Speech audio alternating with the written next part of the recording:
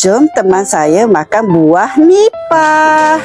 Kita unboxing dulu pasal buah nipah ni. Berat molek buah nipah ni. Jom kita buka. Dia tak ada bubble wrap. Dia kira plastik gitu je. Tak ada pecah gapo lah. Sebab buah nipah ni pun keras. So dalam iklan tu dia ya ada 9 biji. Buah dia besar-besar molek. Dia so 2 je kecil. Yang lain tu besar. Buah hatilah beli.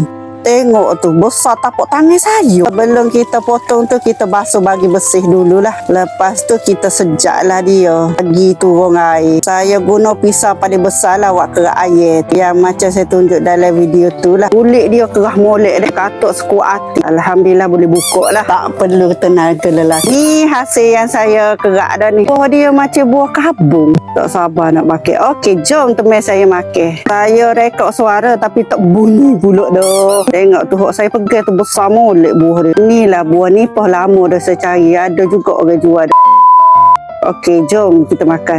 Alamak jatuhlah pula. Okey, makan dah. Rasa dia tu kerah-kerah jugalah. Macam kita makan isi kelapa. Lepas tu ada rasa lemuk-lemuk macam kita makan isi kelapa tu. Tapi tawar lah. Tawar sangat-sangat lah. Ada rasa manis langsung. Ni rupa buah dia lah. Bolehlah buat rasa-rasa. Lama dah nak rasa buah nipah ni. You tengok video orang makan buah nipah. Akhirnya boleh makan juga buah nipah. Okey, enjoy tengok saya makan.